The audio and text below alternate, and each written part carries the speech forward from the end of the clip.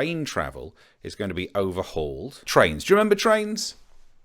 Yeah, I remember. I'm a bit sketchy Yeah. myself. I mean, it's been a while. Station. I'd forgotten about the fact that, I imagine first time I get back on a train, I'll just poo my pants about the fact that I can't find the seatbelt. It's a strange world, and it's a shame because during the time that I've not been on trains, there have been 2 meter distancing, so you can't get told off for manspreading. And during 1 week last March, I didn't have a sense of smell, so I would have loved to have been on a train. I was peak passenger, but we weren't allowed on them. What are some of the things that we've heard that they're bringing in?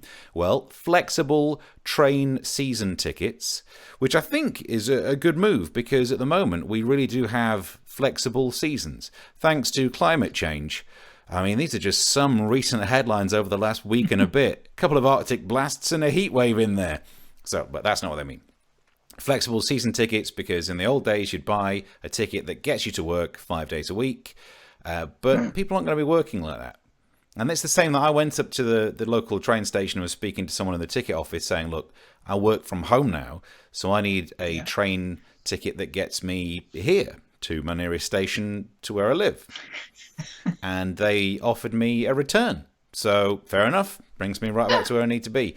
Let's turn to the BBC and some of their coverage this morning. Here's a clip. So as you say, there will be that new public body that will manage both the trains and the tracks. It will be called Great British Railways. Great British Railways, the kind of railways that won us the war. You see, it's not technically physically possible to make a train out of a flag, but by God, they're close. Let's have a little zoom in on what she was wearing. She was wearing a see-through mask whilst doing a piece to camera. And it's brilliant because ordinarily you see someone in a mask, you can't see their lips move and you don't have that same rapport. And she's got one of these masks, which is brilliant because it also stops people like me taking a piece of footage of someone doing a piece to camera and adding in different audio to make them look like an idiot. But that's not what they did on ITV's Good Morning Britain, where they went with a disposable mask so that I could do this. Normally this carriage would be rammed with people, and it was, before I got on and broke wind. Last night I ate a mix of spices, herbs, eggs that were on the turn, and I also stirred in some nails to give it shrapnel. And now when this fart hits anyone on the train, they will get up and leave. We got the headline from the Telegraph today. British Rail returns. And a lot of people aren't happy about that because British Rail had a bad name. Loads of people now go, oh, you don't remember, it was terrible, Steve. Oh, nationalisation. No. It's really good for comedians.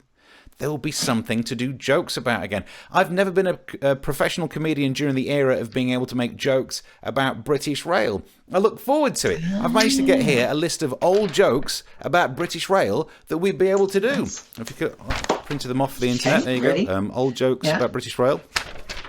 I'm not saying British Rail is slow, but its new class of trains is the Glacier Range. Nice. Pretty good, yeah? Back in the old days, like the comedians in the 80s. What's the difference between the Beatles and British Rail trains? Only half of the Beatles are called the Late. Oh, God. It's a bit harsh, isn't it? What's the difference between autoerotic asphyxiation and British Rail? Autoerotic asphyxiation will get you there. I like that one. Why is British Rail like Amy Winehouse? It started with a few lines, but look at the mess it turned into. She wasn't even famous when these jokes were written. How the Was she even born? And finally, what have British Rail and Princess Diana got in common? Oh, God. You'd often find them in tunnels and they ended in 1997. Bloody hell. Thank you for watching this from Comic Solving Problems. And if you feel like it, go ahead and like the video. Or subscribe. Commitment.